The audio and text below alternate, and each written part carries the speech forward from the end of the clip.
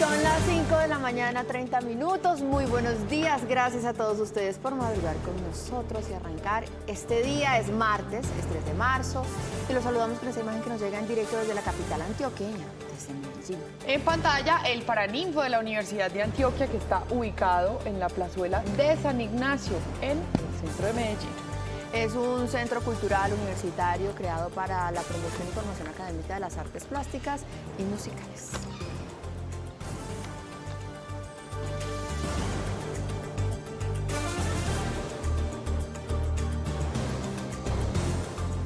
Buenos días para todos. Espero que me hayan extrañado. Porque no estoy allí. ¿Usted me Ni ayer ni el extrañó? viernes. ¿Usted me Claro, extrañó? como así, siempre. No es lo mismo sin mí. No es lo mismo. Bueno, televidentes, pues gracias a ustedes por conectarse a primera hora siempre con nosotros. Esperamos que este sea un maravilloso día para todos. Eso sí, lo vamos a empezar informados. Y a primera hora lo que hacemos es contarles a ustedes buenas noticias que nos impulsen a seguir el día. Más de 1000 estudiantes regresaron a clases en la institución educativa Santa María en Cartagena.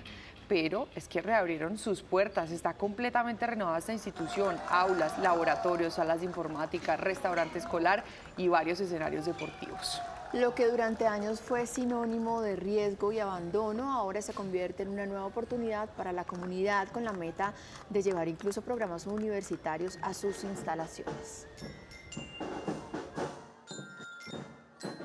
Es el salto de calidad que requería las instituciones educativas del sector público de la ciudad, abandonadas, en estado ruinoso, nos las entregaron y poco a poco ya es una realidad que la transformación es para bien. Ya son más de 500.000 millones que hemos dedicado a colegios nuevos. Y a primera hora, como siempre, le ponemos el ojo a dos noticias muy importantes. La primera es que siguen las acciones militares en Medio Oriente. Aviones de Estados Unidos e Israel bombardearon posiciones en Irán en medio de una ofensiva conjunta. Sigue el lanzamiento de misiles y drones desde Teherán contra objetivos israelíes y bases estadounidenses en países aliados de la región. El espacio aéreo iraní sigue cerrado. Restricciones en el aeropuerto de la zona. En las últimas horas, Irán dio por cerrado el paso por el estrecho de Hormuz. Esta es una noticia importante porque por ahí pasa el 20% del petróleo a nivel mundial, al igual que alimentos y algunos fertilizantes.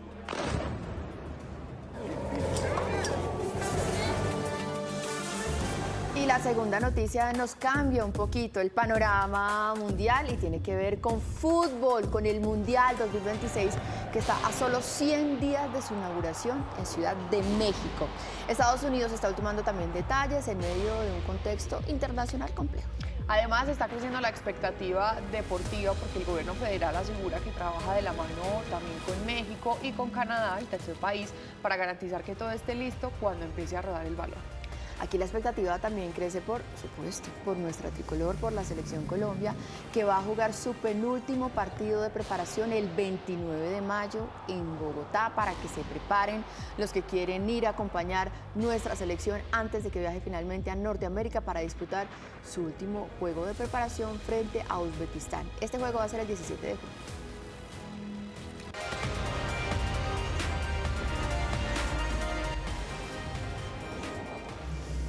5:33, noticias económicas en el diario La República. Hoy está Ricardo Roa, presidente de Ecopetrol, hablando un poco sobre el petróleo.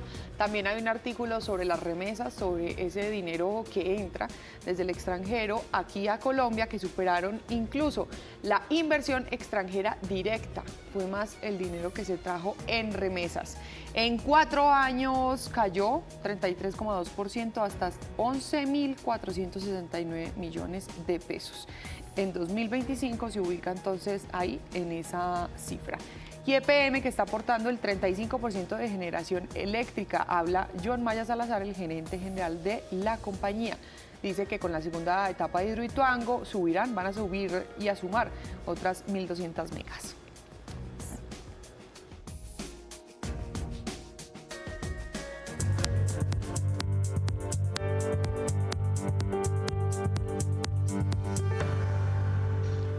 5 de la mañana, 34 minutos. Es hora de revisar lo más importante en el mundo, que se los decíamos, son esos bombardeos y las interceptaciones de misiles que hay en Medio Oriente, en medio de esa ofensiva de Israel y Estados Unidos contra Irán. El régimen de Teherán también está respondiendo, está lanzando drones y misiles. Es una gran tensión geoeconómica. Hoy avanza el cuarto día de la guerra en Medio Oriente. En las últimas horas, el ejército israelí lanzó nuevos ataques al tiempo que medios iraníes informaron que el estrecho de Hormuz continúa cerrado y que disparará contra cualquier barco que intente pasar. El precio del petróleo sigue al alza y las bolsas apuntan a nuevas caídas tras nuevos ataques. El primer ministro israelí, Benjamin Netanyahu, dijo que el conflicto no va a durar años, pero sí un largo tiempo. El mandatario estadounidense Donald Trump afirmó que tiene el respaldo militar suficiente para enfrentar al régimen. Entre tanto, los enfrentamientos se amplían con Israel, atacando nuevamente a la milicia Hezbollah, apoyada por Irán, en el Líbano, e Irán atacando a las naciones del Golfo que albergan bases estadounidenses. Miren, y vamos a revisar justamente ese impacto económico que genera la guerra en Medio Oriente y que se siente en todo el mundo, incluso en nuestro país. El precio del petróleo subió más de 7% en sus distintas referencias. El precio del gas también se disparó en medio de este escenario de enfrentamientos mundiales. Los ataques a Irán y a los buques petroleros cerca del estrecho de Hormuz impactaron los precios del petróleo y del gas en los distintos mercados del mundo. La referencia Brent llegó a superar los $82 por barril. Sin embargo, en el transcurso de la jornada retrocedió y se negoció en promedio en $78.29, un aumento significativo de 7.5%. La referencia WTI subió 5.98%, negociándose en $71.03. Por el estrecho de Hormuz pasa cerca del 20% de la producción de crudo mundial. Entonces, claro, cuando se presenta este conflicto, pues lo primero que pasa es que se suben los precios. El gas natural en los mercados europeos tuvo un incremento de 40% en promedio, mientras que en el mercado estadounidense de 4.55%. En cuanto a los mercados bursátiles, las bolsas europeas fueron las grandes perdedoras de la jornada, cerrando en rojo. Los índices de España y Alemania tuvieron caídas superiores al 2%. 5 de la mañana, 37 minutos. Como lo decíamos, tiene impacto esta decisión en todo el mundo, también en el continente europeo. El gobierno español que ha decidido un poco irse en contravía de las potencias mundiales. Sí, señora. Mire, recordemos que España es integrante de la OTAN. Vamos a ampliar la información a esta hora con nuestro corresponsal permanente en Europa, Andrés Gil. Andrés, adelante.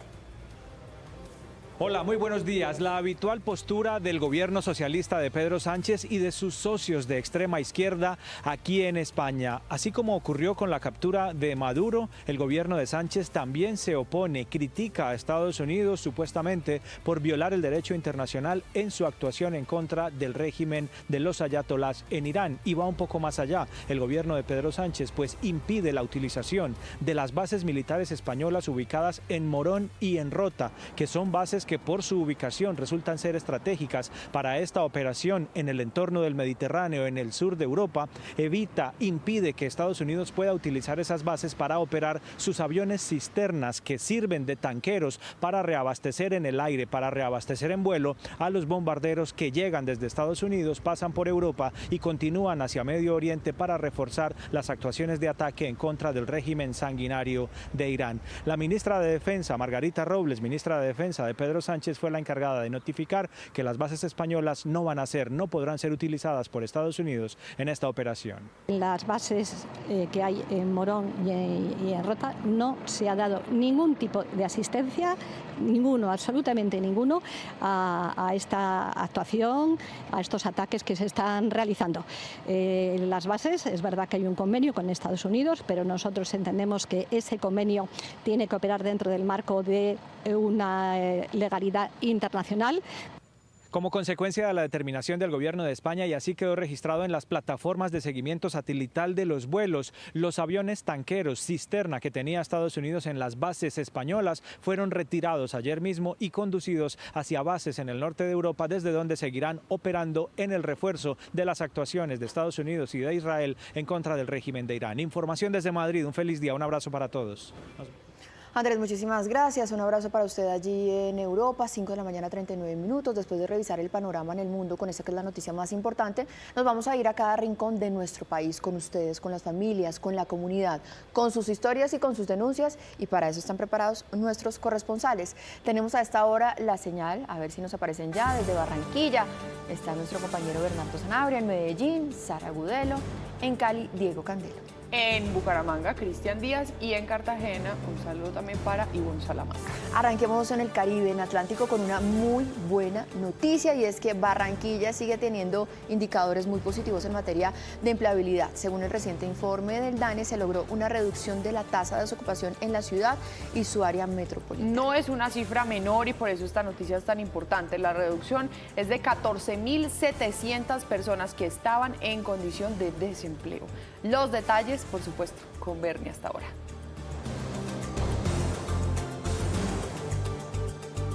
Hola, ¿qué tal, Lisa Mario? Un placer saludarlas a ustedes y a los televidentes, y con esta buena noticia empezamos el día en la capital del departamento del Atlántico. Sí, a un solo dígito disminuyó la tasa de desempleo, pasando de 10.3 a 8.7.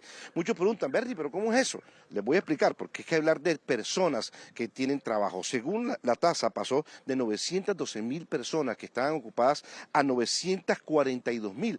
Esto habla que 14.700 personas ya tienen empleo. Esto se debe, según señala el DANE, a todo el tejido económico que se origina en la ciudad, el tema del Carnaval de Barranquilla, que también refuerza el Carnaval de Barranquilla con más empleos, así como también las políticas públicas de la Alcaldía Distrital, que ayuda a que el empleo y que la gente en la capital del departamento del Atlántico tenga mayor ocupación. Las autoridades han señalado que continuarán con estos planes para seguir disminuyendo la tasa de desempleo en esta zona del Caribe colombiano. En otras informaciones, mucha atención, las autoridades confirmaron precisamente en un operativo adelantado por el Gaula la captura de 18 personas, integrantes de la banda delincuencial de Los Costeños. Mire a este dato que entregan las autoridades. De los 18 capturados suman 30 anotaciones judiciales, producían al menos entre 200 a 250 millones de pesos en rentas criminales, venían extorsionando a tenderos, comerciantes, ferreteros, transportadores intermunicipales. Las autoridades señalaron que solamente esta banda delincuencial venía sembrando el terror entre todos los comerciantes de Barranquilla y su área metropolitana. Se logra la captura de 18 criminales que se dedicaban a la extorsión, al concierto para delinquir, al porte ilegal de armas de fuego y al tráfico de estupefacientes. Estos criminales amenazaban a los comerciantes de varios barrios de la ciudad de Barranquilla y su área metropolitana, intimidándolos mediante videollamadas, amenazas y panfletos para el pago de extorsiones. Gracias a Bernie, 5:42, y nos vamos para Antioquia. Y la grave denuncia que está investigando la Fiscalía, esta la hizo EPM, pero la reveló Federico Gutiérrez, el alcalde de Medellín. Y se suma, por supuesto, a esas denuncias que también hicieron el alcalde y el gobernador de un presunto plan para atentar en su contra justamente en esta hidroeléctrica. Ahora, lo que dicen ellos es que hay presiones extorsivas por parte de las disidencias de las FARC frente a esta central eléctrica. La información la tiene nuestra compañera Sara Gudelo.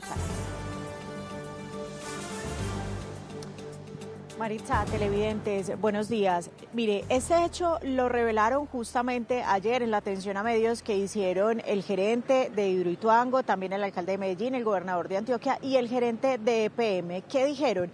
Que desde el año pasado la empresa de servicios públicos más importante de Antioquia, pero también del país, está siendo víctima de extorsiones por parte del Frente 36 de las FARC, que incluso les enviaron un video de uno de los presuntos integrantes de este grupo subversivo dentro de la casa de máquinas de Hidroituango, y ahí le hicieron una exigencia a EPM de dinero. Por supuesto, EPM no cedió y alertó a las autoridades. Sin embargo, ¿cómo hicieron para entrar a la casa de máquinas? Pues esto fue lo que respondieron.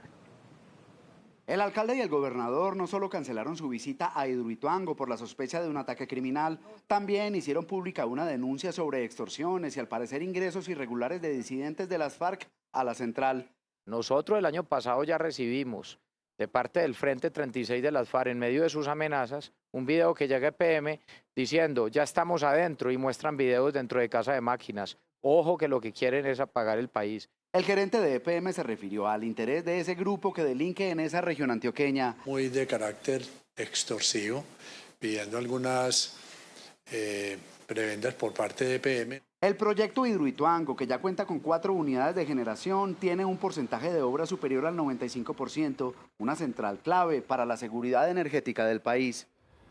Pues hay que prestarle atención a estas denuncias porque es la seguridad de mandatarios locales, es la seguridad de la oposición, es la seguridad de la electricidad y la seguridad energética en nuestro país, Isa. Y son las disidencias con las que hoy está conversando el gobierno nacional y sus jefes nombrados gestores de paz. Entonces, que haya una verdadera voluntad de paz. 5 de la mañana, 45 minutos. Nos vamos ahora al Pacífico, noticias desde Valle del Cauca, en donde se pidió reubicar mesas de votación en zona rural de Jamundí. Esto para garantizar el derecho al voto el próximo 8 de marzo. Estamos a 5 días. En esas zonas menciona la gobernación que hay azonadas en algunas áreas con presencias de grupos armados ilegales. Diego nos va a nombrar de hecho cuáles son esas zonas las más afectadas. Adelante. Isamar y televidentes, buenos días. Es específicamente el corregimiento de Lampudia donde se han registrado estas azonadas y eso lo que demuestra es que la fuerza pública no tendría presencia en esta zona por cuenta de la instrumentalización de los grupos armados ilegales, específicamente la estructura Jaime Martínez de las disidencias de las FARC. Es por eso que desde la gobernación está pidiendo la reubicación porque dicen que no se puede garantizar el derecho al voto si no hay presencia de la fuerza pública en esas zonas. A este panorama se suma la decisión de ya no mover en el caso de Buenaventura al menos 6 puestos de votación porque se dice que se han invertido 4.600 millones para garantizar el derecho libre del voto de las personas. Una situación que por supuesto enciende las alarmas frente a ese mapa de riesgo electoral que será presentado en las próximas horas. No puede haber garantías constitucionales para los ciudadanos que quieran ejercer su derecho al voto libremente mientras no se garantice la presencia de la fuerza pública, que finalmente es la garantía para todos los ciudadanos, y se ha solicitado al señor ministro de Defensa que analice los puestos de votación. Nos vamos ahora al departamento de Santander y lo que está pasando justamente en Barrancabermeja. Están muy alertadas las autoridades de salud por el primer brote de sarampión y recordemos que fue un caso que llegó desde México. Desde ya se están recordando todos los puntos de vacunación que están habilitados y por supuesto la población que está priorizada. Cristian, usted nos amplía para las personas que nos están escuchando en este momento y que quieren ir a vacunarse. Así es, Isamar y televidentes, buenos días. Pues están prendidas las alertas en el departamento de Santander justamente por este primer caso de sarampión reportado en Bucaramanga. Una persona de 35 años que hizo turismo justamente en territorio mexicano. No solamente están en alerta las autoridades del área metropolitana de Bucaramanga, municipios como Floridablanca, Girón y Piedecuesta, sino también en Barrancabermeja. Se hace un llamado para que se haga la prioridad para la población que tiene esquema de vacunación pendiente, especialmente niños de 0 a 10 años con 2 dosis, el refuerzo después de los 6 meses y a los 12 meses, y también para personas adultas de 59 años en adelante. Son las personas priorizadas para que vayan a cualquier centro de salud en el departamento de Santander y también a los hospitales. Es importante que todos los menores sean cubiertos por esta vacuna y aquellos adultos que tengan dudas, no recuerden, que no registren en PayWeb ni tengan registro físico de la misma, se pueden aplicar una dosis de refuerzo. 5 de la mañana, 48 minutos. Nos vamos a ir ahora para Cartagena, en donde las autoridades retiraron uno de los caballos cocheros que había sido entregado en adopción después de una denuncia ciudadana. Y es que el animalito lo estaban utilizando para monta y esta actividad está prohibida dentro de ese acuerdo de jubilación que hicieron con los adoptantes. Por supuesto, Ivo, pues es un caballito que ha trabajado toda su vida, que ha sido maltratado, se merece descansar. Adelante.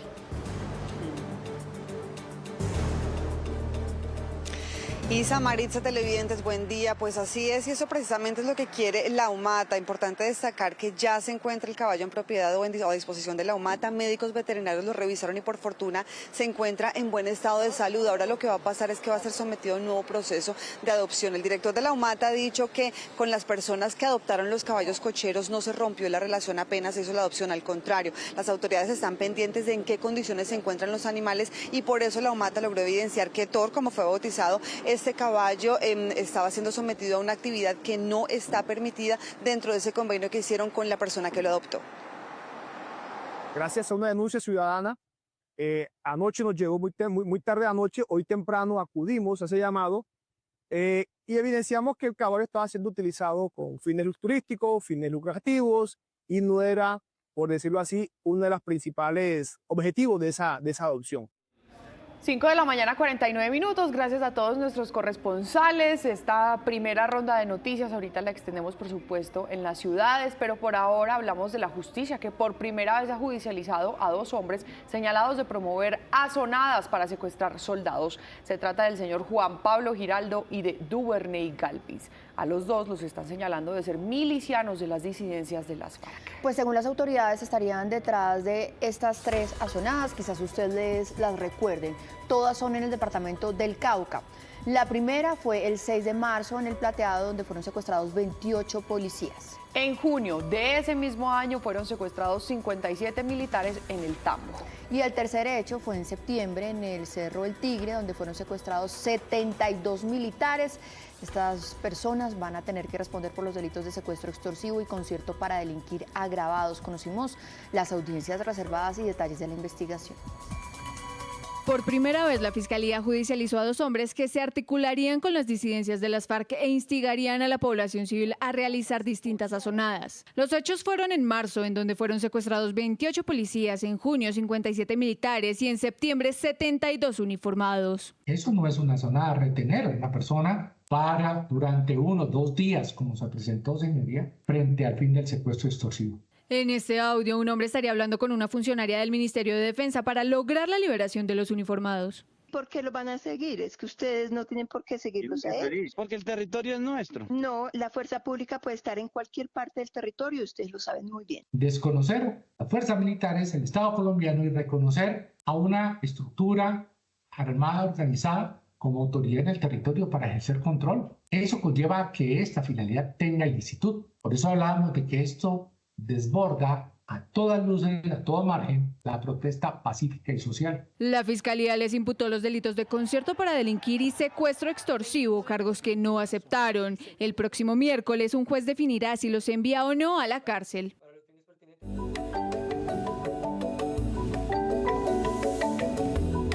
La tercera clave, el amor propio. Hola, aquí están las claves para vivir en equilibrio. Y las 3 de hoy nos van a invitar a crear nuestro propio bienestar, porque el bienestar es una decisión personal. Vivimos esperando a que las circunstancias mejoren para sentirnos bien. Que cambie el trabajo, que cambie la relación, que cambie la pareja, que cambie el país, pero el bienestar no es algo que se encuentra, es algo que se construye. Cuando lo dejamos en manos del entorno, vivimos reaccionando. Cuando lo asumimos como una responsabilidad personal, empezamos a liderar nuestra vida. Por eso, la primera clave de hoy nos invita a hacernos responsables de nuestro estado emocional. No podemos controlar todo lo que sucede afuera, pero sí podemos preguntarnos constantemente: ¿estoy alimentando pensamientos que me fortalecen o que me desgastan? Nuestro diálogo interno construye o destruye nuestro bienestar. La segunda clave nos dice que cuidemos nuestra energía, no solo nuestro tiempo. Muchas veces decimos, no tengo tiempo, pero muchas veces lo que no tenemos es energía. El bienestar necesita hábitos concretos, no solo buenas intenciones. Dormir mejor, poner límites sanos, mover el cuerpo. Y la tercera clave nos dice que cultivemos relaciones que nos sumen. Rodeémonos de personas que nos inspiren, nos respeten, nos aporten y seamos eso mismo para los otros. El bienestar no llega por casualidad, se construye cada día. Que tengan un excelente día y recuerden nuestra cita el próximo jueves aquí en Noticias RCN. Y a las 5 de la mañana, 53 minutos, también le damos la bienvenida al padre Walter, que llega con sus momentos de fe. Muy buenos días, apreciados amigos de nuestro canal RCN. ¿Recuerdan las lecturas del domingo? Pues claro que no, pero les recuerdo del libro del Génesis capítulo 12, la gran promesa de Dios a Abraham. Haré de ti una gran nación, te bendeciré, haré famoso tu nombre, serás una bendición. Bendeciré a los que te bendigan, maldeciré a los que te maldigan, y en ti serán benditas todas las familias de la tierra. Palabra de Dios, te alabamos, Señor. Es tu familia y la mía.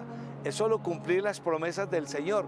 Ser del Señor, familias de Dios y para Dios. Es tiempo de volver a Dios, de leer su palabra, de acercarnos a los sacramentos. Hay que ir a la misa. Hagan el esfuerzo y derroten la pereza, que tenemos en Bogotá más de 1000 parroquias y comunidades donde podemos ir a la Eucaristía. Estamos en Cuaresma y Dios espera por nosotros, por nuestra conversión hacia Él.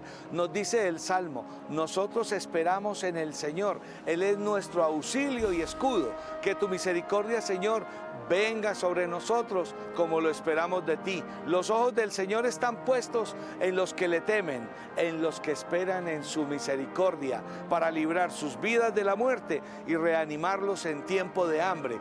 Y sí que lo vamos a necesitar si seguimos más a los hombres que a Dios. Que el Señor los bendiga y los guarde en el nombre del Padre, del Hijo, del Espíritu Santo. Amén. Y se les quiere con el corazón. Padre Walter, muchísimas gracias. 5:55, nuestra hora del deseo. Vamos a esta primera emisión de Noticias RCN. Vamos a revisar nuestros titulares.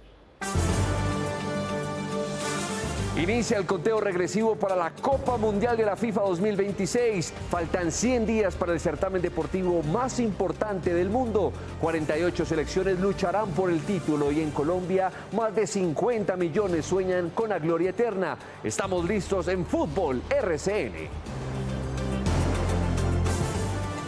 Siguen los enfrentamientos en Medio Oriente. Irán lanzó más misiles y drones y Estados Unidos e Israel se mantienen en su ofensiva conjunta contra el régimen y quienes lo apoyan. Todo en medio de una gran tensión geopolítica y geoeconómica.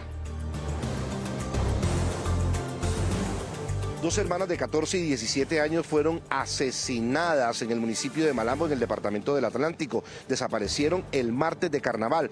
Fueron halladas en un sector enmontado en este municipio de área metropolitana de Barranquilla. Las autoridades adelantan la investigación de este doble crimen. La familia de Kevin Acosta, el niño que durante meses no recibió su tratamiento para la hemofilia, denunció ante la Comisión de Acusaciones al presidente Petro por revelar la historia clínica del menor. El abogado de la familia aseguró que también tomarán acciones contra la nueva EPS. Banda delincuencial tiene atemorizados a los comerciantes en Ciudad Bolívar. Con armas de fuego amenazan a clientes y empleados. Las autoridades trabajan en la individualización de estos delincuentes. Por lo menos 7 días tardarán las obras para reparar el enorme cráter que se abrió en la calle Tercera con la carrera 56 en el barrio Galán. Todo debido a filtraciones de agua que socavaron el terreno. Detalles en minutos aquí en el patrullero RCN. ¿Qué le pide usted al próximo presidente de la República? Esa es la pregunta que transmitimos a los colombianos en A lo que vinimos electoral. ¿Qué responden los habitantes de Bogotá? Ya les cuento.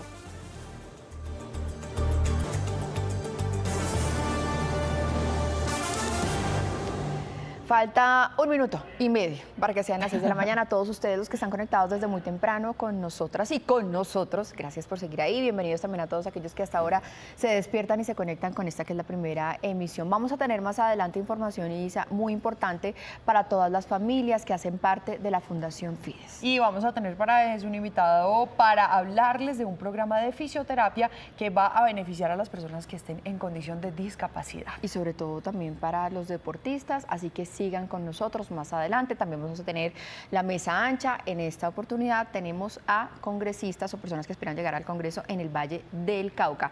Pero Isa, hoy es una fecha importante en materia deportiva en el mundo. Usted ya sabe qué es. O sea, están pasando muchas cosas en el mundo y por supuesto uno está disperso, de pronto un poco preocupado, pero pues esto termina como siempre lo hace el fútbol y lo hace el deporte, uniéndonos y emocionándonos por algo, teniendo como una fecha en el calendario para ir tachando y sí, y pues es que nos faltan 100 días, 100 días para el Mundial de Fútbol, a ver si nos traemos esa copa, pero que sea el que sabe, nuestro compañero Carlitos Gamboa. ¿Cómo están? Carlos. ¿Listas, ah? Ya están preparadas. ¿Cómo amaneció Gambo? No voy para el Mundial, pero me lo voy a ver aquí en RCN. Yo tengo otro Mundial, un Mundial electoral que cubrir. Pero también, mejor dicho, yo creo que el sueño de todos es que el 20 de julio, que es la posesión al Congreso, ese día, pues haya un conflicto, conflicto bueno, porque va a haber posesión y ojalá lleguemos con la Copa del Mundo. Que haya posesión de un buen congreso y que podamos celebrar. Que ganemos por partida doble. Es súper utópico, pero yo creo que todo el mundo igual, cada mundial sueña con poder ganar y eso nunca nadie nos lo va a quitar. Sí. Poder Antes de soñar con ganarse, ganar. todo el mundo lo soñó, entonces soñémoslo nosotros también. Exactamente, y bueno, vamos a tener el contador, estamos a 100 días de la Copa del Mundo y claro que en Fútbol RCN estamos listos y ya tenemos listas las cuentas. Faltan 100 días, pero vamos con horas, vea, 100 días, 6 horas, 59 minutos y pasan los segundos, todos los futboleros muy atentos Y los no futboleros, porque ¿sabe qué es lo que pasa? Que la selección nos une a todos. Sí. Yo no tengo ni idea de mucho de fútbol, pero me encanta la selección. Bueno. Yo me le pongo la camiseta. Sí, Todas. claro. La Todo que vaya el mundo ahí saliendo. sí es colombiano. Ahora nos todo el tocó mundo la se de pone las la camiseta. mariposas, la de las Mire, mariposas. esta es la linda copa que todo el mundo se quiere llevar. Esta es el trofeo de la Copa Mundial de la FIFA y que ojalá el 20 de julio, Día de la Independencia, esté aquí en Colombia. Oíste, perdóname la ignorancia, pero la copa es la misma todos los años. La copa, ¿O la diseñan diferente? No, la copa es la misma. Después de 1970 se cambió la copa y la copa está guardada en una bóveda en Suiza, en la sede de la FIFA. Okay. La copa original se saca para que la levante el campeón del mundo y de una vez la vuelven a guardar y en las celebraciones usan una réplica. ¡Wow! Y la que el equipo se lleva a su casa también Es una réplica porque la original se mantiene en Suiza. Pero en es una una bóveda. réplica de oro. Sí, es una réplica casi que Con exacta. todas las de la ley, pues, Con pero no todas es las la de que ley. hicieron por allá. Sí, no es la de mismo. San Victorino, no. Es la Ay, pero qué original, rico la de San original. Pero Victorino. mire, ustedes ya tienen claro dónde va a jugar Colombia, a dónde toca comprar tiquetes. Por supuesto que no. Miami, Guadalajara. ¿No? ¿Y cuál más? También en México. No sé. No, Bueno, solamente en Ciudad los de esos dos. México. Bueno, y Ciudad de mire, México. pues mire, vamos a hacernos por aquí y vamos a contarle a la gente. Pero sé una cosa que también es muy importante. El lugar de concentración es Guadalajara. Muy y bien. allá va a estar usted. Exactamente. Esa va a ser la sede de concentración de la Los selección. desayunitos de las mañanas sirven de algo. Yo no lo escucho cuando habla de fútbol, solo cuando cuenta chismes. Mire, primer partido de Colombia va a ser ante Uzbekistán miércoles 17 de junio de 2026 en el Estadio Azteca, en el estadio donde se coronó campeón Diego Armando Maradona, estadio que va a ser mundialista por tercera vez, allá también fue campeón Pelé, bueno, un estadio mítico en nuestro continente, ahí vamos a debutar. Bueno, la cantidad de colombianos que hay en México, entonces también va a ser una locura. Sí. Después vamos a volver a Guadalajara. Sí. Y en Guadalajara vamos a jugar contra un equipo que todavía no conocemos. ¿Cómo así? Es el del repechaje. Exacto, muy bien. Ese es el del repechaje. No, Maritza. ¿Cuáles son las Aristizábal, opciones? ¿Me tienes? Nueva Caledonia, Carlitos, póngame Jamaica ahí por o ahí Congo. que puedo ser un suplente en el cubrimiento. Bien. Ojo porque Maritza viene ganando puntos. El segundo partido va a ser en Guadalajara y el tercero va a ser en una ciudad que prácticamente es una extensión de Barranquilla. La ciudad de Miami, que de hecho Isabela conoce muy bien. Acaba de llegar. Isabela acaba de llegar de allá. Pero cómo me venden, ¿no? Tercer partido de Colombia y este es el partido más esperado de la fase de grupos en toda la Copa del Mundo. qué? Porque vamos a enfrentar a la selección de Portugal de Cristiano Ronaldo. Wow. Entonces, dos selecciones que son consideradas favoritas, bueno, en este caso van a jugar ese partido en la fase de grupos. Fue el partido con más solicitudes en la Copa del Mundo. ¿En serio? 30 millones de personas solicitaron boletas para este ¿Y partido. se sabe cuántos de esos 30 millones son Logran colombianos? entrar. Pues no se sabe porque recordemos que es un sorteo para poder acceder a las boletas. Y en este caso, bueno, pues solamente 60.000 van a Carlitos, poder ¿y usted entrar. sabe cuánta gente le cabe al estadio de Miami? 60.000 personas. Uy, fue madre. Pobre gente. Bueno, vamos a repasar un poquito más sobre lo que serán las sedes de Colombia en esta Listo. Copa del Mundo.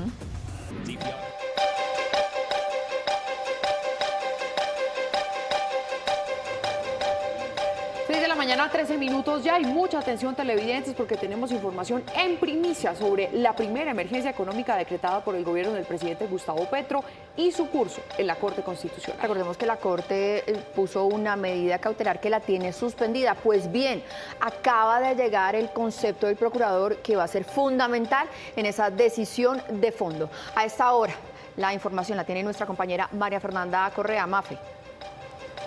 Marisa, Televidentes, muy buenos días. Mire, primicia RCN porque llegó al despacho del magistrado Carlos Camargo, quien tiene el estudio el decreto 1390-2025 con el que se declaró esta emergencia económica, el concepto del procurador. ¿Y qué dice? Pide declarar la inconstitucionalidad en 5 puntos determinantes. Uno de esos, el pago de las sentencias judiciales, en el tema de recursos del sector defensa, en el pago de obligaciones atrasadas y en el tema de la atención de la emergencia por desastre natural. Hay un punto clave y es que sí pide declarar la exequibilidad en todo lo relacionado con el aseguramiento en la salud. ¿Qué viene ahora? Pues tenemos 2 fechas clave. Antes del próximo 11 de marzo, el magistrado Camargo debe radicar ese proyecto de fallo, esa ponencia de fondo de esta emergencia ante la Sala Plena. Y antes del próximo 16 de abril, la Corte Constitucional tendrá o le dará a conocer al país cuál es la decisión, si tumba o no esa emergencia que se declaró en primera instancia por el gobierno de Gustavo Petro. Hay que recordar que ya tiene una medida cautelar y que, por supuesto, el concepto del procurador Gregorio El Hash va a ser determinante para ese estudio de fondo que se surtirá en los próximos días. Por supuesto, nosotros vamos a estar pendientes y llevándoles a ustedes toda la información de esa discusión en la Sala Plena de la Corte Constitucional. Marisa, regreso con ustedes que tienen más información. Mafe, muchísimas gracias. Entonces recordamos, la Procuraduría pide declarar inexequible, es decir, que se caiga, para traducírselo a las personas que nos están viendo en este momento, todo el tema de la emergencia económica, la primera emergencia económica, menos un artículo que es el que garantiza los recursos para el aseguramiento en salud. Mafe, muchísimas gracias. Estaremos ampliando nuestras próximas emisiones y, por supuesto, en nuestras plataformas digitales. A las 6 de la mañana, 15 minutos, vamos a hablar de nuevo de los enfrentamientos en Medio Oriente y vamos a centrarnos ahora en esos países que han sido atacados directamente por Irán, esto después de la ofensiva de Israel y Estados Unidos. Pues bien, uno de esos primeros países es Israel. Irán lanzó una oleada masiva de misiles balísticos sobre centros de mando en Tel Aviv, que incluyó la oficina del primer ministro en Jerusalén y además una base aérea en Haifa. Ahora veamos también lo que ha pasado en Emiratos Árabes Unidos. Allí se han registrado explosiones y daños en Dubái, en Abu Dhabi y en Caimán. Incluso se reportaron daños materiales en instalaciones francesas de Abu Dhabi.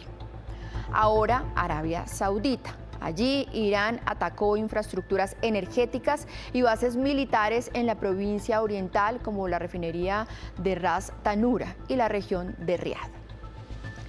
También en Bahrein, este ha sido uno de los puntos más críticos debido a que alberga la 5ª flota de Estados Unidos. Se confirmó el impacto de un dron en un edificio residencial en Manamá y también hubo allí bajas civiles. En Kuwait se registraron impactos en la base aérea de Ali al-Salem, donde fuerzas estadounidenses sufrieron bajas y daños en sus equipos. En Qatar se reportaron explosiones y ataques contra bases que operan con fuerzas de la coalición en Doha. En Jordania, aunque Jordania interceptó gran parte de los proyectiles, fue objetivo de ataques por su rol en la defensa del espacio aéreo regional. En Omán, el puerto de Dugm fue alcanzado por drones, afectando también a buques petroleros en sus costas. Los enfrentamientos no paran en Medio Oriente. Mientras que Israel y Estados Unidos continúan con ataques contra objetivos específicos de Irán, el régimen de Teherán impactó la embajada de Washington en Riad, Arabia Saudita. El presidente Donald Trump afirmó que responderá pronto y que cuenta con suministro ilimitado de armas e incluso contempla la posibilidad de incursiones terrestres.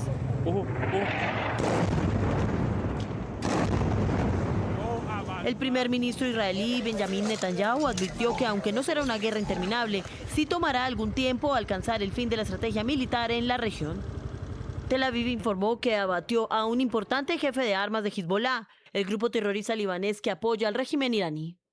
Al tiempo crece la tensión geoeconómica luego de que Irán dijo que no permitirá el tránsito por el estrecho de Hormuz, por el que se mueve cerca del 20% del petróleo del planeta, así como grandes cantidades de fertilizantes y alimentos. Pues hasta ahora tenemos comunicación con una colombiana que vive en Israel. Ya a esta hora se comunica Yael Cooperman con nosotros. Ella se conecta desde el norte de Tel Aviv. Yael, muchísimas gracias por estar con nosotros aquí en Noticias RCN. ¿Cuál es la situación actual en este momento en ese país?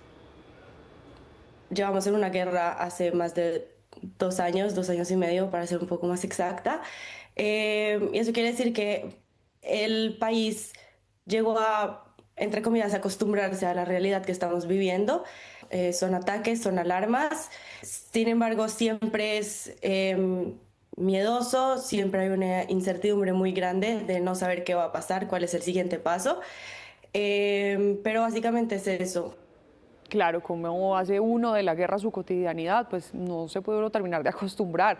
¿Cómo han vivido ustedes, por ejemplo, los momentos de bombardeos? ¿Sí les da tiempo para alcanzar a ir a los refugios después de que les dan los avisos?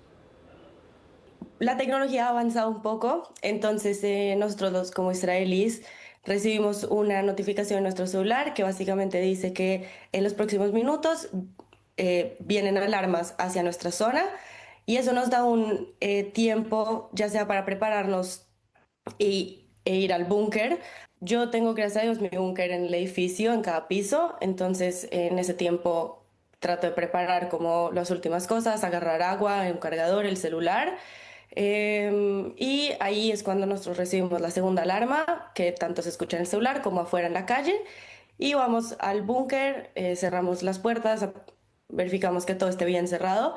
Y esperamos hasta que recibamos una tercera notificación que nos diga que podemos salir.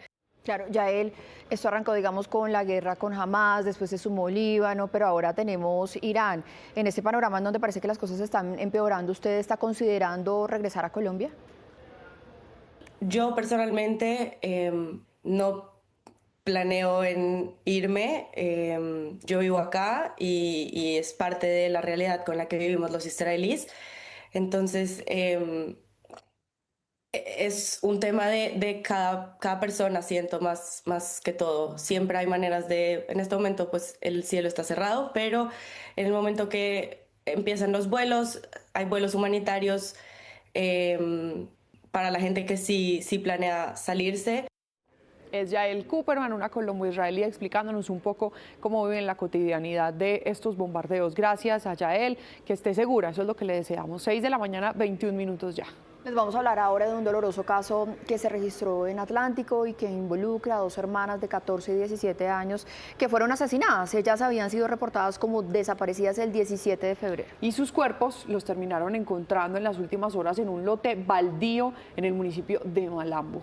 Bernie nos va a dar los detalles de este caso tan escabroso. Adelante, Bernie.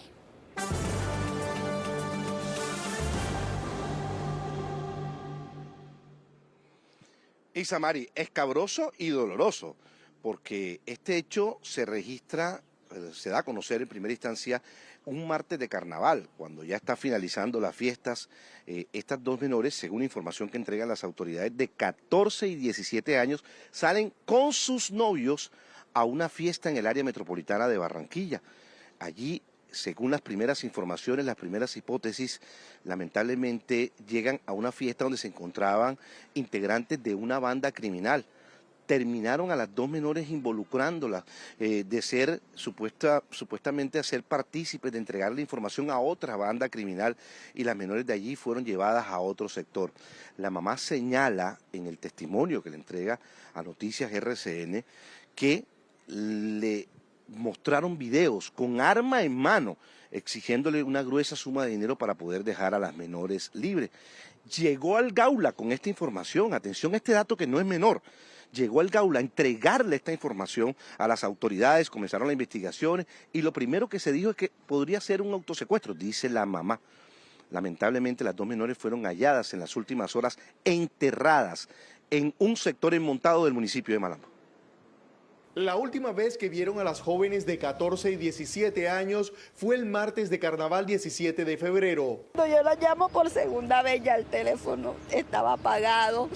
En medio de la desesperada búsqueda, la familia fue amenazada. Me pedían primero 50 millones de pesos, de ahí bajaron a 20 porque yo decía que yo no tenía esa cantidad de plata. Una de las menores había avisado que saldría con su hermana en compañía de su novio. Nos muestra el nivel de descuido a que hemos llegado en la familia, en la sociedad. Noticias RCN conoció que la policía le sigue de cerca los pasos al presunto homicida de las hermanas y en las próximas horas podría darse su captura.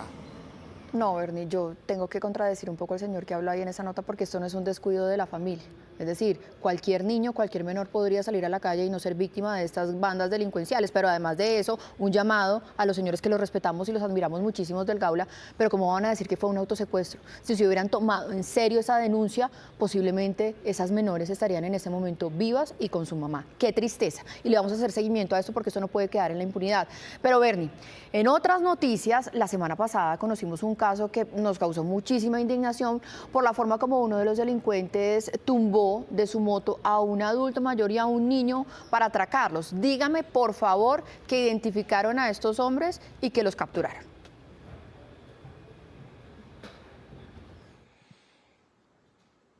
Mari, no solamente los identificaron, la recompensa ofrecida por parte de la Alcaldía de Santa Marta, al igual que usted, Mari, que al igual que a nuestros televidentes que observamos el video, nos indignó en la ciudad de Santa Marta cómo llegan estos sujetos, tiran al hombre al piso, iba con un niño, por Dios, y le quitan las pertenencias y posteriormente huyen, los dejaron ahí tirados. Papá recogió al niño, afortunadamente alcanzaron a identificar la motocicleta en que huye y en las últimas horas el alcalde de Santa Marta entregó la buena noticia de la captura de estos dos presuntos responsables de ser los autores materiales de este atraco.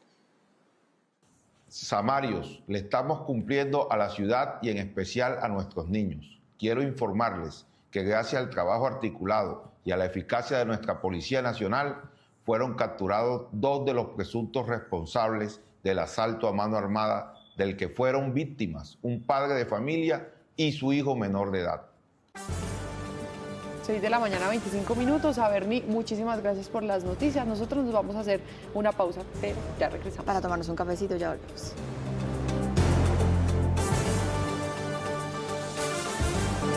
6 de la mañana, 31 minutos. Gracias a ustedes por continuar conectados con nosotros. Televidentes, y escuchen esto. La familia de Kevin Acosta, sí, ese pequeño que falleció esperando su tratamiento para la hemofilia, ha denunciado ante la Comisión de Acusaciones de la Cámara al presidente Gustavo Petro por la presunta revelación de la historia clínica de este menor. Esta denuncia también cobija al ministro de Salud, Guillermo Alfonso Jaramillo, en medio de toda la controversia que ha generado el caso de este pequeño.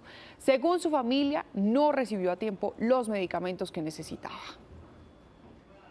Los menores, como tú le dices, son objeto de especial protección del Estado. Y aunque a Kevin le falló el sistema de salud, para su familia también lo hizo el presidente Petro, no solo al responsabilizar a su mamá por su muerte, sino por exponer públicamente su historia clínica. La finalidad de la denuncia tiene por objeto que se investigue la conducta del presidente en la medida en que, de manera ligera, publicó el contenido de una historia clínica. Las acciones jurídicas serán también contra la nueva EPS por la posible negligencia en el tratamiento del menor. Además, la familia le pide al Estado garantizar el acceso a la salud de las hermanas de Kevin. Nunca los ha llamado para tratar de establecer si ellos padecen el mismo mal que padece el niño. Hoy la mamá de Kevin, a través de su abogado, solo pide algo al gobierno nacional. Lo único que pide Yuri Caterin es justicia.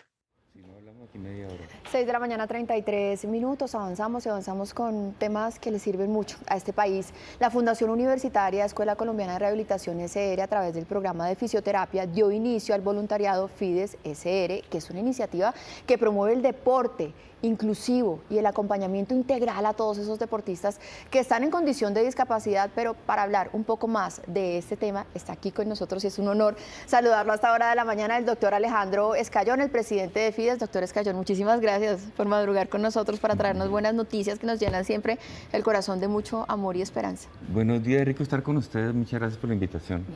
Gracias, doctor Escayón, además que por esta labor que creo que todos los colombianos le agradecemos de corazón. Pero cuéntenos un poco el objetivo de ese voluntariado y cómo nace la idea de que esos muchachos se suben.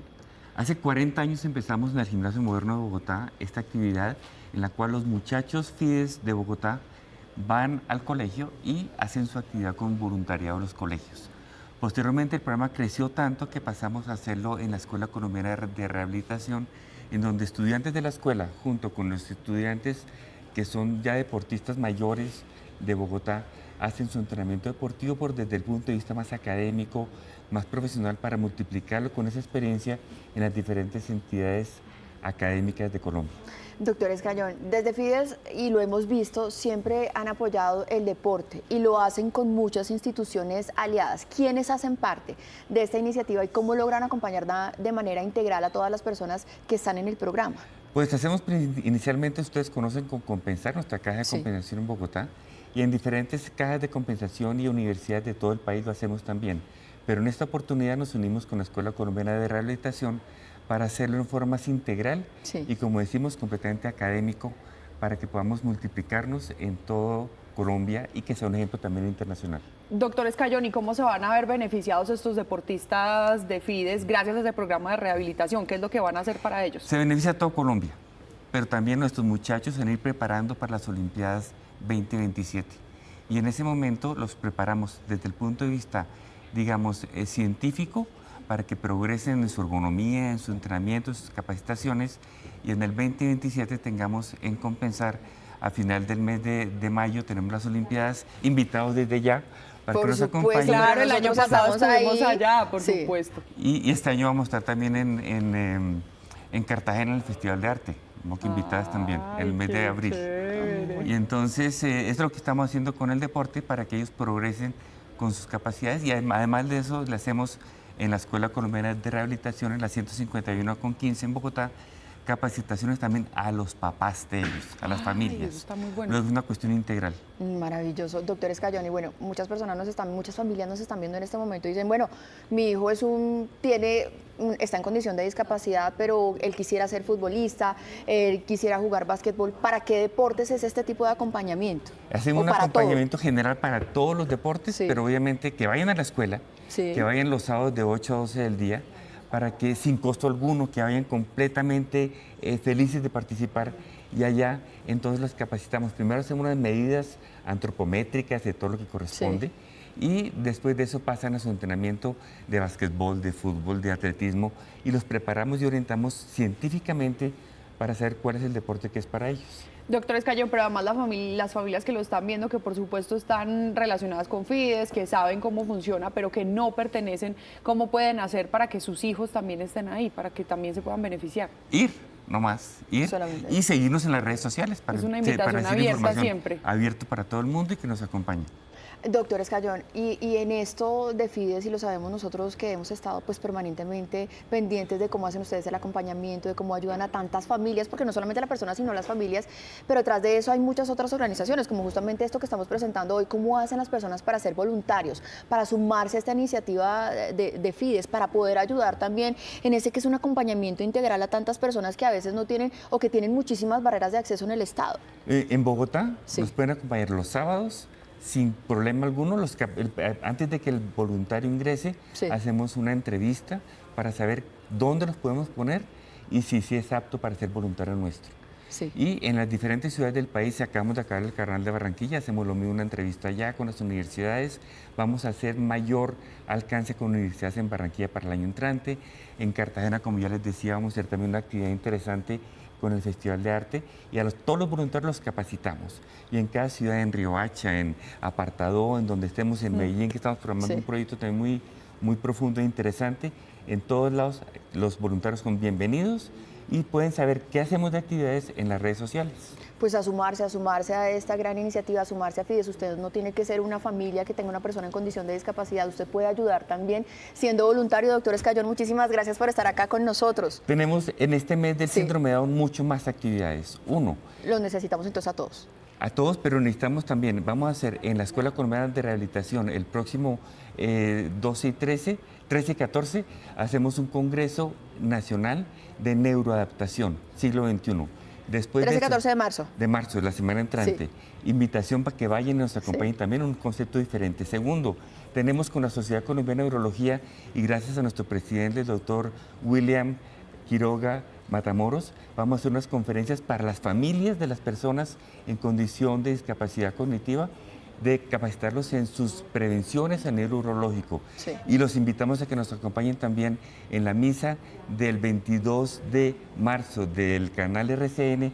Vamos a celebrar con bombos y platillos el Día del Síndrome de Down, que es el 21 de marzo. Luego tenemos todo por todo el país en el mes de marzo, una celebración muy importante en torno a Fides y a nuestros principales protagonistas, que son nuestros muchachos Fides. Pues y nos siguen en las redes sociales, Fundación Fides, Fides Colombia, @Escayón Llorea, también en todo. Síganme en TikTok, por favor, que es un honor para mí, estoy creciendo por ahí. ¡Qué y bueno! SCU Colombia también para que nos acompañe con la Esos son sociedad. los nuevos medios para seguir llegando. Pues muchísimas gracias, todos programados desde el 12 de marzo para acompañar a Fides. Ustedes también, los que nos están viendo en este momento y que tienen quizás alguna persona que esté en condición de discapacidad. Doctor Escayón, muchísimas gracias. Muchas Allí gracias. estaremos también nosotros, como ciudadanas, Siempre. como seres humanos, como mujeres y por supuesto como Canal RCN. Muchas gracias, gracias por la invitación. Gracias. Y Dani, que también siempre está muy pendiente de todos los eventos de Fides para apoyar, está en este momento, pero con información del entretenimiento lista. Dani. Y a las 6:57 entonces hacemos enlace con la FM de RCN Radio. Aquí está el editorial de su director, de Juan Lozano.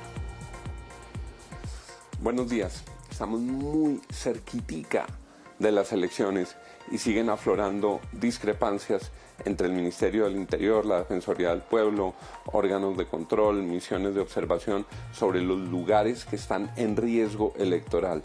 Al final, lo importante es que desde la fuerza pública, desde las tareas de inteligencia, desde el control, se garantice que los ciudadanos van a poder votar en todo el territorio nacional.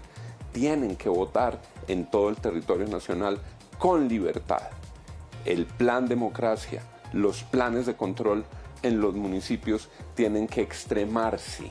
Al final de lo que se trata es de que no sea con el apremio de los fusiles que se va a votar o que no se pueda votar porque los grupos armados lo impidan. Esa es la responsabilidad del gobierno nacional y de la fuerza pública.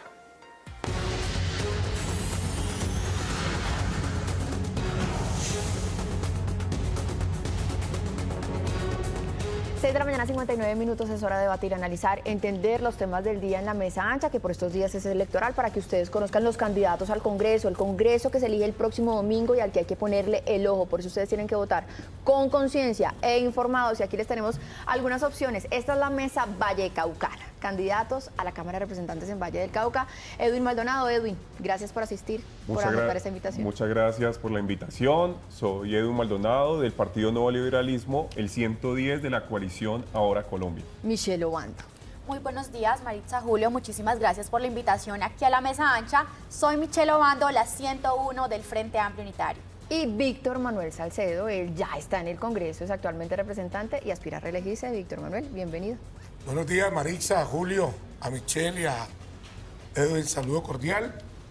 Yo soy cabeza de lista del partido de la U, 101 en el tarjetón Valle del Cauca. Y no es candidato, pero también es vallecaucano, por supuesto, don Julio, nuestro Julio. Hola Maritza, bienvenidos a mis coterráneos. Miren, creo que uno de los temas que se nos presenta aquí para analizar un poco es ese enfrentamiento vía Twitter entre las autoridades locales y el gobierno nacional. Ayer el alcalde de Medellín y el gobernador de Antioquia denunciaron que había una especie de plan con el que se podría atentar no solamente contra ellos, sino contra varios periodistas que iban a asistir a una rueda de prensa en Hidroituango. Ellos decidieron cancelar esta visita, pero después de eso vinieron unas declaraciones que generaron una especie de discusión y de polémica, porque el presidente de la República dijo que no había información de eso y que no se saben las razones por las que ellos cancelaron esa rueda de prensa.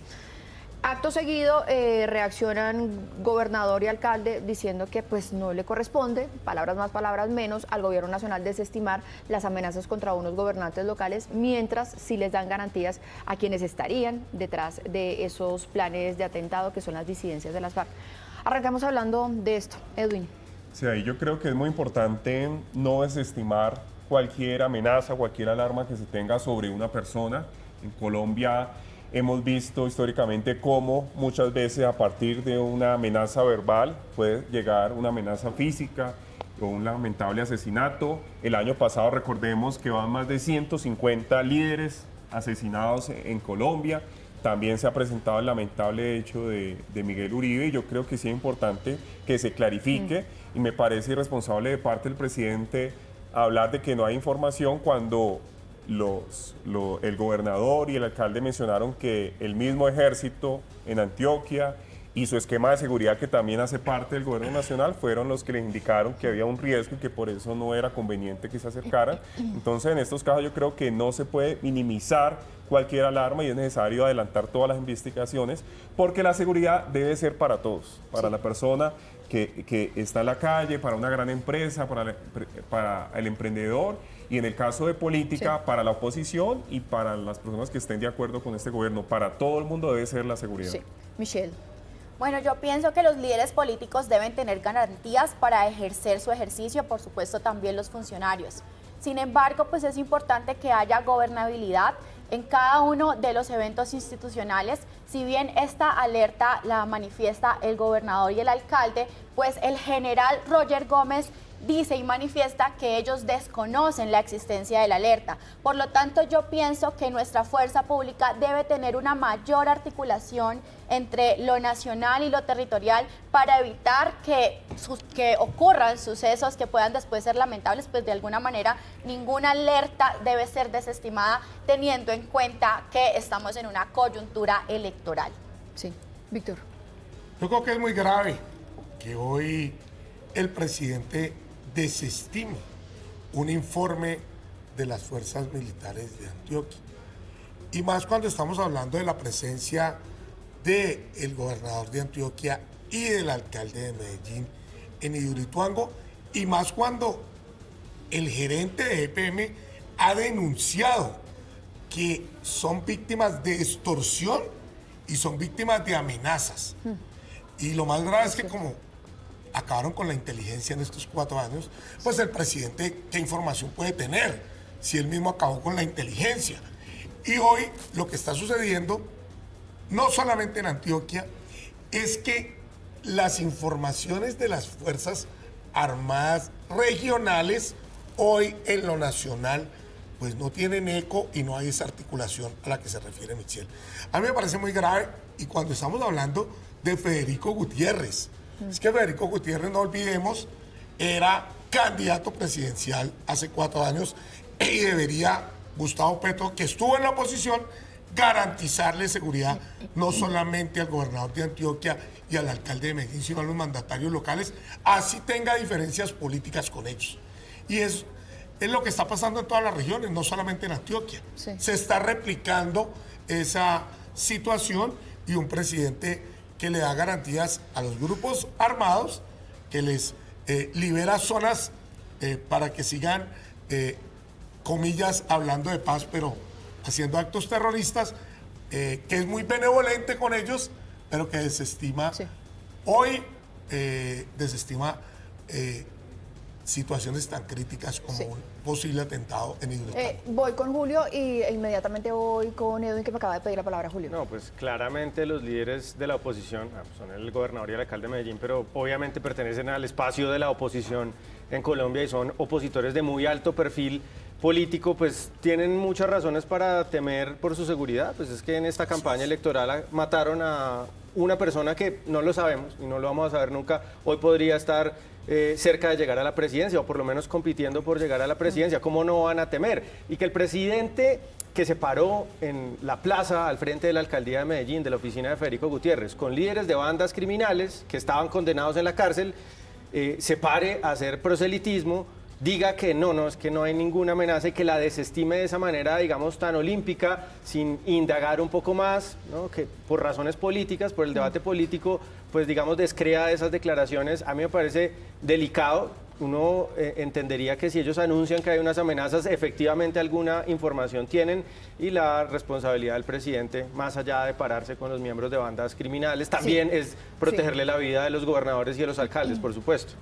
Miren, yo tengo que traer aquí información que me llega en este momento desde la gobernación de Antioquia, que dicen: la noche previa, el esquema de seguridad al que pertenecen fuerzas del ejército y de la policía, dicen que hay drones que están sobrevolando la zona donde va a ser el evento, hacen una llamada, y en una conferencia con toda la seguridad de la región, la recomendación es que se cancele la actividad, porque está en riesgo, podría estar en riesgo la vida, no solamente de los gobernantes, sino de los periodistas que iban a asistir. Y en todo esto yo quiero meter un elemento en la mitad que me parece que también es muy importante, y es que quienes estarían detrás de esto son las disidencias de alias Calarcá. Lo dice el trino del gobernador de Antioquia, alias Calarcá, y esas disidencias están en este momento en conversación con el gobierno nacional y Calarcá es un gestor de paz.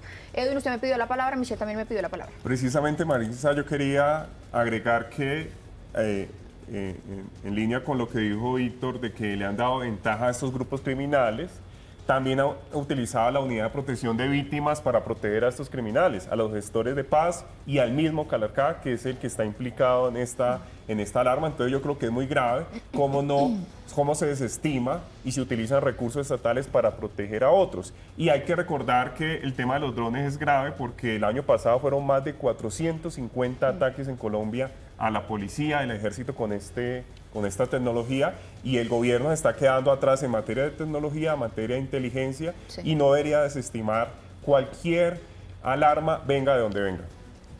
Michelle. Pues yo quiero agregar que esta situación lo que evidencia es la ruptura institucional que hay nación-territorio y genera un riesgo alto para los territorios, para los gobernantes, para los líderes. Es por eso que debemos dejar las posiciones ideológicas de un lado y poder avanzar en la conversación que impacte en nuestra sociedad. En este caso en concreto, pues era necesario que tanto el presidente de la República pudiese tener ese diálogo directo con los gobernantes de Antioquia, tanto el gobernador como con el alcalde, y analizar la situación previamente. Pero no podemos estar en esta ruptura institucional nación-territorio, porque quienes se van a ver afectados va a ser la ciudadanía, que necesita que sus gobernantes puedan trabajar articuladamente y así dar resultados. Sí, yo tengo que decir aquí una cosa como paisa, digamos, frente a estas declaraciones del presidente de la República, perdón meter también aquí mi condición y mi ascendencia, pero pues cuánto le duelen, digamos, a los paisas este tipo de cosas, porque es que hace algunos meses estábamos hablando del asesinato de 12 policías en Amalfi, Antioquia, en manos de las disidencias. De acuerdo. Y aquí también hay otra cosa que decir, y es que, digamos, que contra Miguel Uribe, que es el magnicidio que se cuenta en medio de estas elecciones, no había una amenaza real y explícita en contra de él. Entonces el riesgo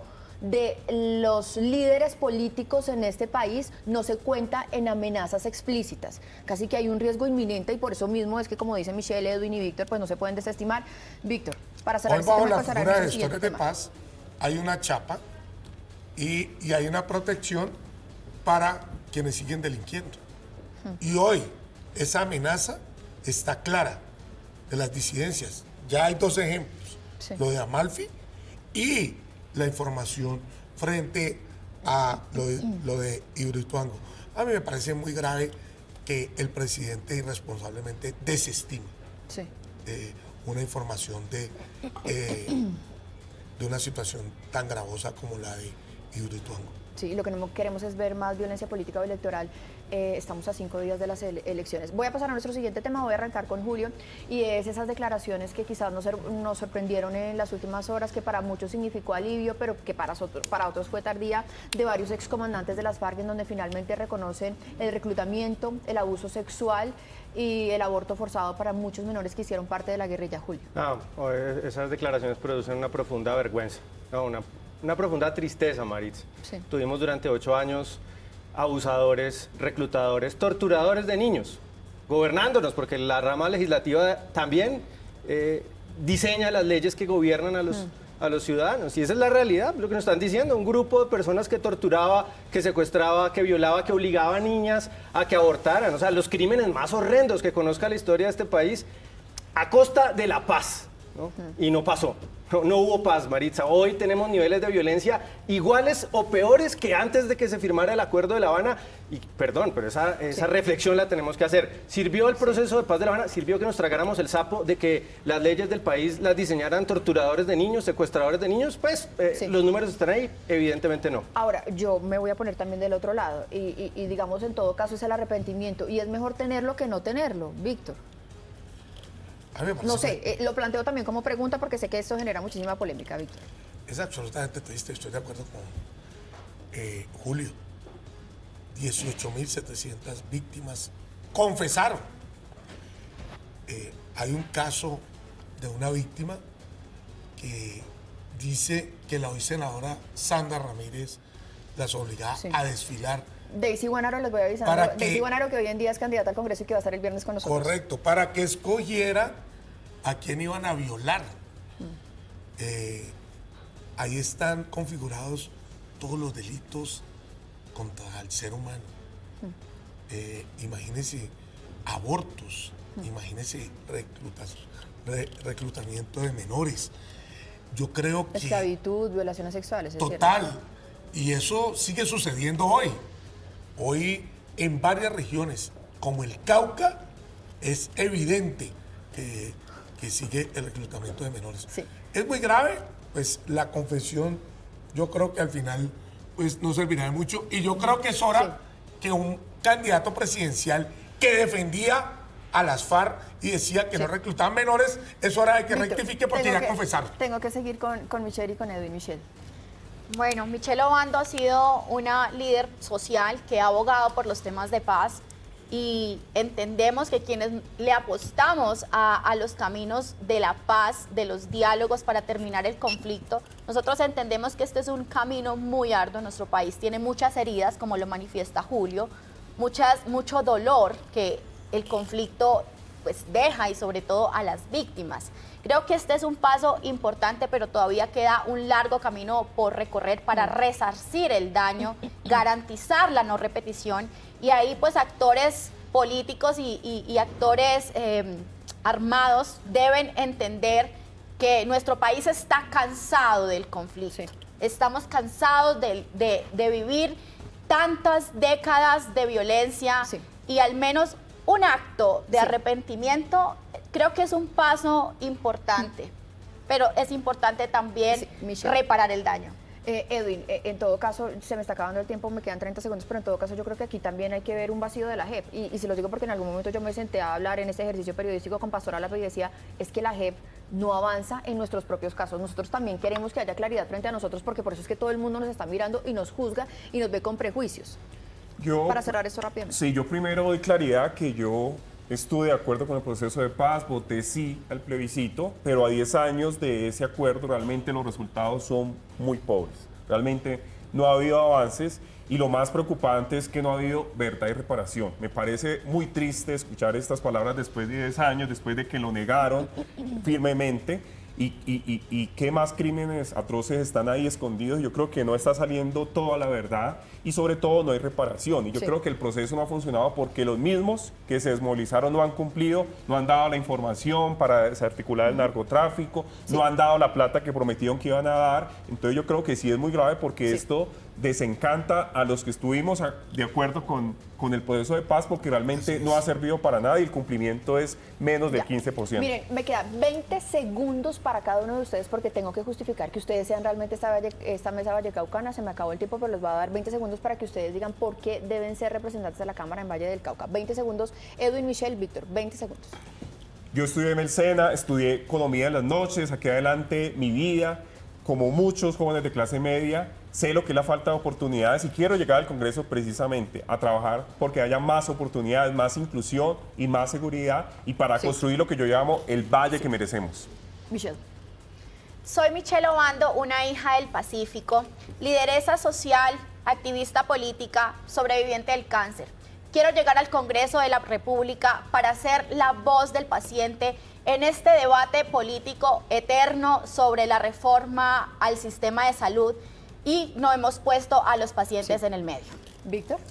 Si usted es de los que piensa que un congresista debe legislar con responsabilidad, debe defender la independencia de poderes, debe de hacer gestión por la región, desde el bloque parlamentario, y debe hacer control político, Víctor Manuel Salcedo, U101 lo representa. Pues señores, muchísimas gracias. Vamos a ver a cuántos vallecaucanos convencieron. Una campaña muy exitosa para todos ustedes y gracias por aceptar esta invitación en este proyecto democrático de Noticias RCN, Mesa Ancha Electoral.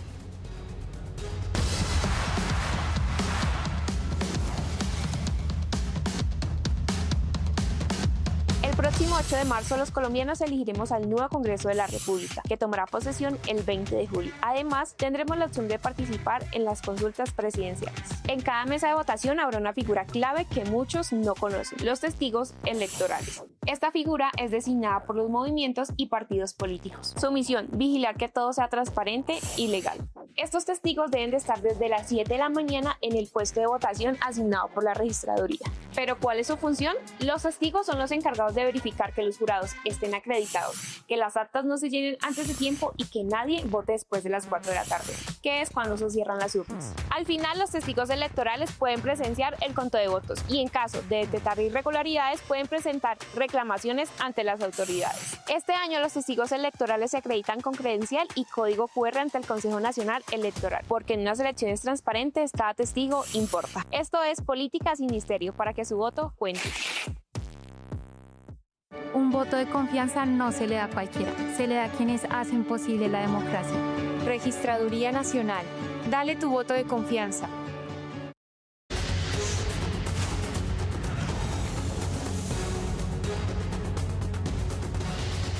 Hola, ¿qué tal? Muy buenos días. A lo que vinimos electoral. Seguimos en Bogotá recogiendo esas impresiones y por supuesto lo que piensa la gente de la capital sobre el próximo presidente de la República. ¿Qué es lo que le pide al próximo mandatario que llegue a la Casa de Nariño? Estamos en uno de los parques de la capital para tomar ese pulso. Vamos a hablar con la gente que ya se alista para salir a trabajar, que arranca con su jornada o que está simplemente entrenándose en uno de esos gimnasios que tienen los parques de la ciudad. Hola, buenos días. ¿Cuál es su nombre? Es Julián Felipe Anzola. Bueno, Julián, ¿qué le pide usted al próximo presidente de la República? Bueno, yo pienso que, por ejemplo, hayan políticas en defensa de los animales para evitar el maltrato animal, porque hay muchos, o sea, hay políticas en defensa de los niños, en defensa de muchas poblaciones, pero los animales son los seres más indefensos. También unas políticas de mejora, por ejemplo, ayudas humanitarias para los adultos mayores. Sí, importante. Trabajo, por ejemplo, si pudieran darse unas fuentes de empleo para que la gente trabajara desde casa y no tuviera que coger transporte. Pues muchísimas gracias, Julián, por esta opinión, por esta petición que usted hace para el próximo presidente, que seguramente todos los candidatos están oyendo a esta hora Noticias RCN. Gracias, Julián, feliz resto de día. Bueno, vamos aquí con más colombianos. Hola, buenos días. ¿Cuál es su nombre? Alison. Bueno, Alison, ¿qué le pide usted como joven al próximo presidente que llegue a la Casa de Nariño? Me gustaría mejorar la educación también, que sea de más calidad y pues más accesible para todos. Educación, mejor economía, la protección de los animales, es la opinión que tienen los bogotanos, los habitantes de la capital para el próximo presidente de la República y vamos a ver aquí, vamos a seguir hablando con los jóvenes. Eso es lo que nos interesa también, porque en Noticias RCN todo el mundo tiene voz y los jóvenes, por supuesto, con mayor razón. ¿Qué le piden ustedes al próximo presidente de la República cuando llegue a la Casa de Nariño? Que pongan barras en mi barrio. ¿Cuál es su barrio? Ciudad del Sacia es la que queda atrás del Edén. Bueno, pero también ese llamado entonces al alcalde Galán de una vez. Alcalde, por favor, pónganos barras, no sea así. Bueno, ¿cuál es su nombre? Camilo Malaver. Bueno, Camilo, ¿qué le pide usted al próximo presidente de la República que usted diga, definitivamente esto hay que solucionar? Que haya menos conflictos. ¿En qué sentido? Violentos. Eso sí, menos violencia y eso es lo importante, que se hable más. Muchísimas gracias, muchachos, lo dejamos para que sigan su jornada. Estoy triunfando, como dirían. Esta es la información que nosotros tenemos a esta hora de la mañana, pero en Noticias RCN seguimos hablando con los habitantes de Bogotá desde diferentes puntos. Nos vamos para Lourdes para saber qué piensan los bogotanos para el próximo presidente de la República. Esto es A lo que vinimos electoral. Chao, feliz resto de día. Gracias, Joa. Ya son las 7:26 y a continuación un servicio social aquí en Noticias RCN. La menor Sara Valentina Bolaños, de 13 años que tienen en pantalla, se encuentra desaparecida en Bogotá desde el pasado 23 de febrero. Si la ha visto, si reconoce estas fotografías, comuníquese con la Fiscalía en la sección de desaparecidos. Es una foto publicada con autorización de su familia. A las 7:27 nos enlazamos con la FM de RCN Radio. Está Fernando Quijano, el director de La República, con información económica. Todos los ojos están puestos sobre Ecopetrol. Pasado mañana, el jueves 5 de marzo, se realizará la Asamblea General en medio de un contexto bastante bueno en lo que tiene que ver con los precios internacionales del petróleo. El barril el Bren, el cual es el precio del crudo colombiano, está llegando, ya superado en el intradía los $80, el WTI está muy cerca de los $70 y la acción de Ecopetrol está en 2.285 pesos. Digamos, unos buenos indicadores para esta que es la asamblea empresarial más importante de Colombia. Recordemos que 500.000 de empresas, de personas jurídicas y de personas naturales tienen acciones de Ecopetrol. En lo que tiene que ver con el dólar, hoy 3.768, se ha devaluado el peso colombiano y seguramente puede llegar, de acuerdo a las externalidades, puede llegar a los 4.000 pesos. El otro frente es el precio del café. En el mercado internacional, $3.23. Muy importante, la carga de café en el mercado colombiano ya llega a 2.146.000 pesos. 7 de la mañana, 28 minutos. Vamos a escuchar a esta hora las denuncias que tienen los comerciantes en Ciudad Bolívar, aquí en Bogotá, por la inseguridad. Se están quejando de eso, están cansados, Jason. ¿Qué tal? Un cordial saludo para usted, para todos nuestros televidentes. Y en efecto hemos llegado a Ciudad Bolívar para hablar de temas de seguridad que le preocupan a los comerciantes y por eso nos acompaña Cristian Roballo, quien es defensor de derechos humanos. Bueno, Cristian, en nombre de la comunidad acá en el sector, los comerciantes, ¿qué están viviendo ustedes y el hecho más reciente que deja un video bastante impactante? Sí, aquí hay una situación que se ha vuelto sistemática en las zonas comerciales, por ejemplo aquí en San Francisco, donde actores armados de manera directa han empezado a hacer asaltos en distintas horas del día. Se ha venido intimidando a los comerciantes, a la población en general, y esperamos unos resultados concretos de parte de las autoridades que les corresponde desmantelar este tipo de actores armados. Bueno, el caso más reciente, el jueves 6:30 de la tarde, uno de los comercios, ingresan hombres armados, obligan a las mujeres a arrojarse al suelo, se roban hasta cadenas, celulares. Sí, aquí se ve incluso la forma como actúan, pero también cómo escapan, y por lo tanto necesitamos unos resultados de parte de la fuerza pública.